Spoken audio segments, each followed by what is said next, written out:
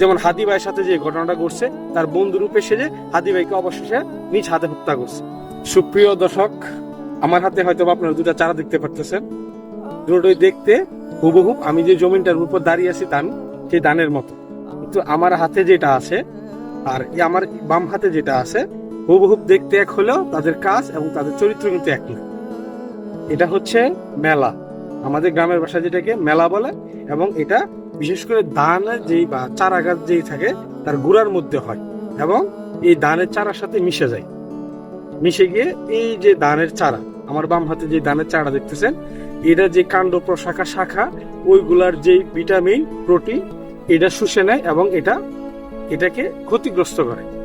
ঠিক আমাদের সমাজেও, আমাদের আশপাশেও, আমাদের বন্ধু বা আত্মীয় স্বজনের মধ্যেও ঠিক এমন কিছু মানুষ থাকে যারা আমাদের সম্পর্কের একটা ফায়দা লুটে এবং সম্পর্কের একটা বেড়া জালের ভিতর ঢুকে আমাদেরকে ঠিক এই দানের মতো চুষে খায়।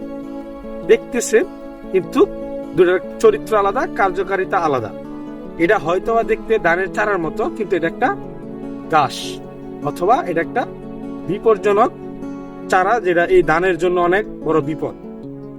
এই মেলা গাছটা ধানের গুঁড়ায় হয়। ধানের গুঁড়ার থেকে যত ধরনের প্রোটিন এবং যত ধরনের ভিটামিন আছে এটা এই ধান থেকে চুষে নেয়।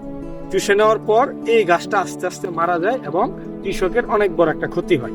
ঠিক আমাদের সমাজেও এমন অনেক মানুষ আছে যারা আমাদের সাথে মিশে, আমাদের সম্পর্কের ভিতরে থাকে, আত্মীয় স্বজনের রূপে, বিভিন্ন রূপে থাকতে পারে আপনার আশেপাশে। দেখবেন একটা ভদ্র রূপে আপনার আশেপাশে থাকবে, যেমন হাদি ভাইয়ের সাথে যে ঘটনাটা ঘটছে, তার বন্ধু রূপে সেজে হাদি ভাইকে অবশেষে নিজ হাতে হত্যা করছে। সেম এই গাছটার ক্ষেত্রে সেম।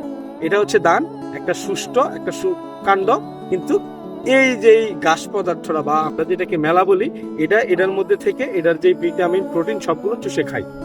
তো এই সব যে মানুষগুলা বা এই সব যে উদ্ভিদগুলা যদি এই উদ্ভিদটা ক্ষেত্র থেকে না সরানো হয়, না ফালা হয়, তাহলে এই ক্ষেত্রে যে ফসিল সেটা নষ্ট হবে, বিঘ্ন হবে বা ফসিল হবে না, এই চারাটা মারা যাবে একটা সময় অবশেষে। যে তো আমাদের মধ্যে যে মানুষগুলা থাকে এরকম, যাদেরকে আমরা হয়তোবা সরাসরি চিনতে না পারি, ইতিবাচক কিছু ধারা তো থাকে মানুষের, ওইগুলা চিনে আমাদেরকে তার থেকে দূর থাকতে হবে, দূরত্ব বজায় রাখতে হবে। নাইতে একটা সময় আস্তে আস্তে আস্তে আস্তে দেখবেন এই গাছটা, ধানের যে চারাটা ওইটা মারা যাবে এই শুধু এই গাছটার জন্য।